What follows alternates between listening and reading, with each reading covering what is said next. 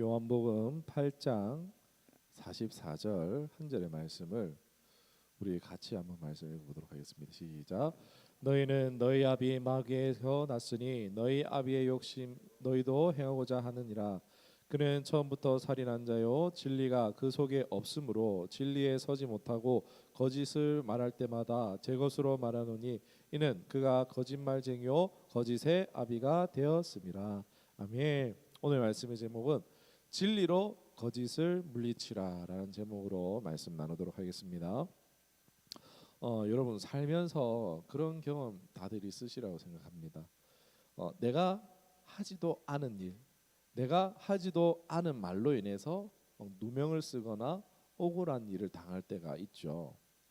보면은 그런 이제 사람들 그런 이제 경우들이 있습니다. 우리 사실 이제 가족 간에도 어떻습니까? 같은 사건을 두고 이야기하는데도 전혀 다르게 기억하고 있는 거예요. 그래서 이제 대화가 통하지 않든지 뭔가 답답했던 그런 경험들이 있지 않으십니까? 이러한 경험은 우리들에게 굉장히 좀 스트레스를 주고 답답함을 준다라는 것입니다. 이는 단순하게 오해로 인해서 비롯될 수도 있지만 계속 이런 것들이 반복되면은 갈등을 유발하겠죠. 그리고 그 끝은 이게 계속 반복되면 그 관계가 어떻게 되겠습니까? 그 끝이 좋지 않겠죠. 그런데 이것을 우리가 더 깊이 볼 때에 왜 뭐가 문제인가라고 이제 성경적으로 봤을 때 영적인 문제와 관련이 있다라는 부분을 미리 말씀드리고 한번 보도록 하겠습니다. 오늘 우리는 이 문제를 성경의 가르침을 통해서 한번 살펴봤으면 좋겠습니다. 우리 생활에 있는 이제 거짓에 대해서 한번 좀 살펴봤으면 좋겠는데 성경에 이러한 대표적인 인물이 있습니다. 바로 사울 왕입니다. 이스라엘의 초대 왕 사울입니다. 제가 이 말씀 한번 읽어드릴게요. 사무엘상 18장 8절에서 9절 말씀인데 다윗에 대한 사울의 질투하는 장면입니다. 사울이 심히 노하여 이 말이 그를 기쁘게 여기지 아니하여 이르되 다윗에게는 만만을 돌리고 내게는 천천만 돌리니 그가 더 얻을 것이 나라 말고 무엇이냐 하고 그날 후로 사울이 다윗을 주목하였더라. 그러니까 사울이 어떻죠? 자신보다 더 다윗이 칭송을 받자 심히 노한 거죠. 그리고 뭐라고 하느냐? 노할 수 있는데 그 다음이 문제예요. 자신의 나라를 어떻게 해요? 다윗이 취할 거라고 믿어버립니다. 현실이 아니잖아요. 그냥 와 다윗 이제 전쟁에서 이겼으니까 잘했어요. 내보다 잘했어요. 자기는 이제 숨어 있었잖아요. 전쟁 때 골리앗 무서워가지고 저 뒤에서 이제 텐트 쳐놓고 숨어 있었잖아요. 그런데 다윗이 가서 물리쳤잖아요. 그러니까 이제 사람들이 와 다윗 잘했다고 다윗은 천천히 뭐 사울은 천천히요 다윗은 만만히로 이러니까는 이 소리를 듣고 뭐 아이고 다윗 잘했다 이제 관용적인 사람이면 그랬다 할 수 있지만 사울은 어떻게 합니까? 거기에 분을 내면서 내 나라를 다윗이 빼앗으려고 한다라는 그런 믿음을 가졌다라는 거예요. 잘못된 생각이죠. 이는 사울이 현실과 다르게 허구적인 두려움에 빠졌다는 것입니다. 그래서 어떻게 합니까? 사무엘상 19장 1절에 보면은 자신의 왕권의 유지에 대한 집착을 보여주는데 한번 읽어보겠습니다. 사울이 그의 아들 요나단과 그의 모든 신하에게 다윗을 죽이라 말하였더니 사울의 아들 요나단이 다윗을 심히 기뻐함으로 사울은 다윗을 기뻐함으로 아멘. 그러니까 사울은 다윗을 죽이려는 계획을 세웁니다. 완전 뭐라 해야 될까요? 자기 그런 허구적인 생각에 사로잡힌 거죠. 그러면서 이 나라를 빼앗기면 안 돼. 그럼 어떻게 해야 돼? 다윗을 죽여야 돼. 이런 결론에 있는 거죠. 다윗을 죽이는 계획을 세워서 자신의 왕권을 유지하려는 태도를 취합니다. 이는 다윗이 자신을 위협할 거라는 허구적인 믿음에서 비롯된 것이죠. 그런데 어떻습니까? 다윗은 두 번이나 사울을 해할 수 있는 기회가 있었음에도 불구하고 나는 당신을 해할 마음이 없습니다라고 밝혔음에도 불구하고 사울은 계속 이런 모습을 보여주는 거예요. 여러분 오늘날 이런 사울의 모습을 뭐라고 하냐면은 자기 중심적 편집증이라고 하고 또는 이제 외국에서는 리플리 증후군이라고 합니다. 이제 리플리 증후군은 이제 미국 소설가 패트리샤 하이스미스라는 이제 사람이 소설로 쓴 이야기인데, 이 리플리 씨라고 해서 이제 주인공 톰 리플리라는 사람이 나옵니다. 이 사람이 현실을 부정하고 허구적인 세계를 진실로 믿으면서 막 거짓된 말과 행동을 하는 그런 소설이고, 이게 드라마도 나왔나 봐요. 옛날 이제 미국 드라마에 나오는데, 그러니까 뭔가 반사회적 인격적 장애라는 것을 보여줍니다. 이 리플리 증후군이라는 것이. 그러니까 자신이 만들어진 거짓을 진실로 믿고 이를 통해서 자신의 전체성을 구속하려고 하는 것이 리플리 증후군이라고 합니다. 그러니까 결국 어떻게 될까요? 문제를 일으키기도 하고 다른 사람에게 피해를 준다라는 것입니다. 제가 교회 사역을 하면서 오해하는 막 그런 경우들 있잖아요. 막 갈등이 있고 오해가 있고 막 이런 경우인데, 뭐 그게 오해가 있어서 오해였으면은 이게 이랬습니다, 저게 저랬습니다 해서 갈등을 풀면 돼요. 그런데 쉬 풀리지 않는 경우들이 있습니다. 절대 안 풀. 이거는 이제 보니까는 몇 년이 된 거예요. 이제 또 그러니까 막 하고 있다가 또 그러고 하고 있다가 또 그러고 이런 경우인데, 보면은 누군가가 거짓을 말하고 있는 것은 아닌데, 막 이쪽에 신방 가 보면은 이제 이쪽 저쪽 신방 가 보면은 다 서로 막 진실성 있게 이야기를 하는데, 어때요? 같은 사건을 전혀 다르게 이해하고 해석하고 있다라는 거예요. 그러니까 서로 막 거짓말을 하는 게 아니라 진짜 인식을 그렇게 하고 있는 거예요. 이제 현상 그대로를 인식하고 있는 게 아니고 그 현상을 서로 다르게 인식을 해가지고 이랬니 저랬니 하면서 이야기하고 있다는 것입니다. 그래서 얘기해줘도 안 들어요. 얘기해줘도 오해가 안 풀려요. 그러니까 이 갈등은 이제 계속 이 사람은 이렇게 생각하는 스타일, 이 사람은 이렇게 생각하는 스타일에서 이 사람들은요, 아무리 이제 얘기를 이랬답니다 저랬답니다 해도 오해가 안 풀리는 거예요. 그러니까 해석이나 자기 생각이 첨가되는 편집적인 문제가 있다라는 것입니다. 이게 심하면은 범죄가 되어지고, 미미한 경우에는 끊임없이 대인관계의 갈등을 유발한다는 것입니다. 사실 이 부분을 왜 다루면은 저한테 그런 성향이 있더라고요. 저도 이런 약간 이제 뭐 병증이란 게 아니에요. 이제 이런 자기 중심적인 편집 성향이 있더라는 것을 좀 이야기를 드리고 싶은데, 그리고 이걸 얘기를 드리는 이유는 나에게도 이런 게 있는가 한번 돌아봤으면 해서 말씀드린 거예요. 좀 지난 이야기지만 제가 어떤 가게에 가서 뭔가를 사장님의 요구를 했는데 그게 거절받았어요. 근데 그 거절당한 거를 나는 손님인데 이 사람이 나를 무시했다라고 얘기해가지고 막 사장에게 화를 냈던 이제 그런 적이 있어요. 분명 이 사람은 이제 규정에 의한 거고 이제 무시한 게 절대 아닌데 저는 무시함을 받았다라고 착각했던 거예요.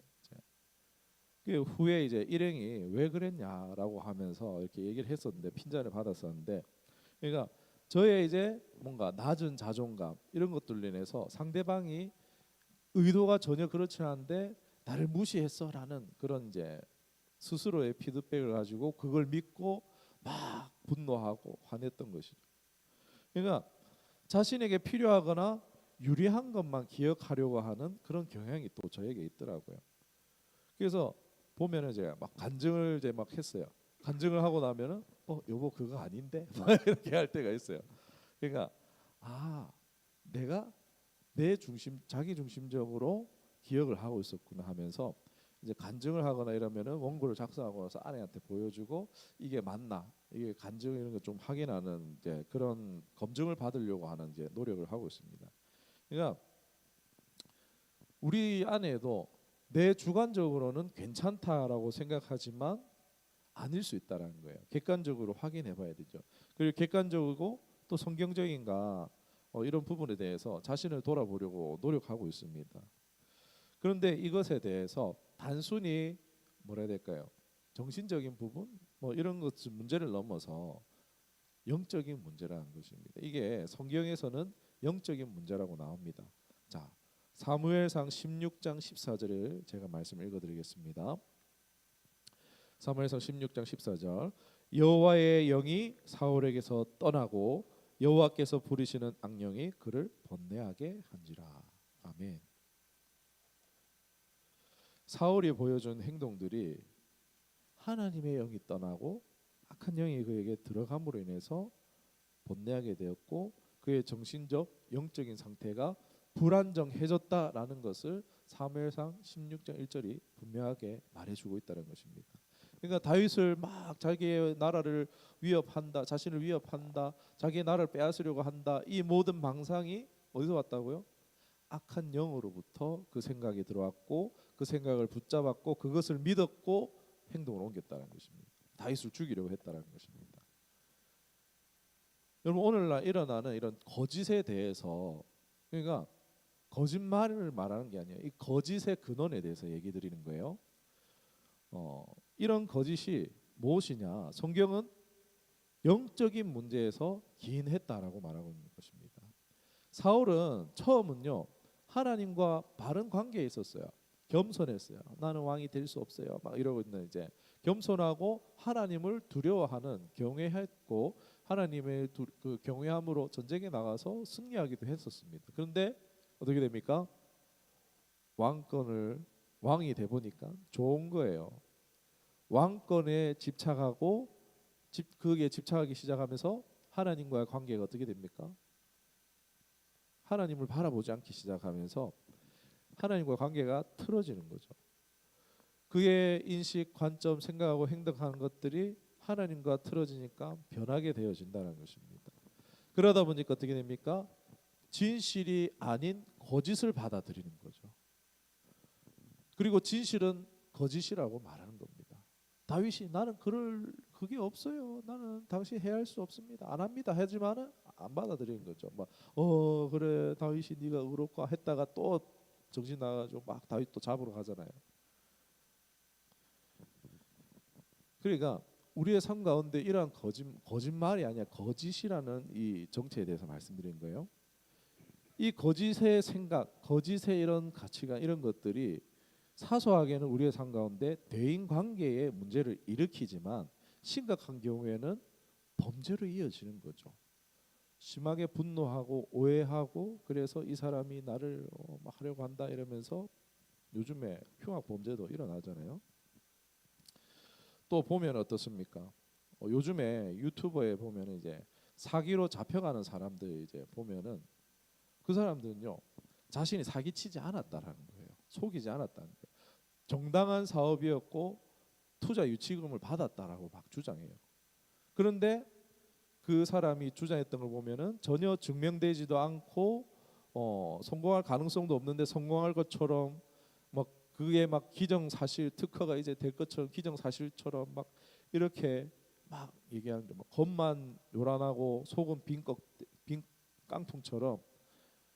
근데 이 사람이 뭐라 해야 될까요? 자신도 그걸 믿고 있으니까 다른 사람에게 그 다른 사람도 그걸 믿게 되는 것도 이 사람이 너무 거기에 빠져서 있으니까 믿고 있으니까 다른 사람도 듣고 있는 사람도 이 사람 믿음 너무 확실하니까 이러면서 믿게 되고 사기를 당하는 경우도 본다는 거죠. 또 무슨 경우였습니까? 무고죄. 요즘에 무고죄 조심해야 됩니다, 여러분. 무고죄로 고소하는 경우도 뭐 진짜 사실 무근인데 세상에도 이런 일이 있지만요, 여러분 교회에도 이런 일이 일어납니다. 그러니까 뭐 목회자를 뭐 성추행, 성폭행했다. 목회자가 여러분 목회자가 그런 의혹을 받으면 어떻게 됩니까? 끝나는 거예요. 끝나는 거예요. 목회자는요 그냥 끝나버립니다. 아예 뭐 이거는 사람들한테 완전 벌을 받는 거죠. 막 뉴스에는 언론 대서특필하잖아요. 목회자가 이런 성추행했다. 하지만 아니었다, 무혐의였다 이런 건 뉴스에 안 나오잖아요. 그러니까 사람 한 명 그냥 확 그냥 날아가는 거잖아요.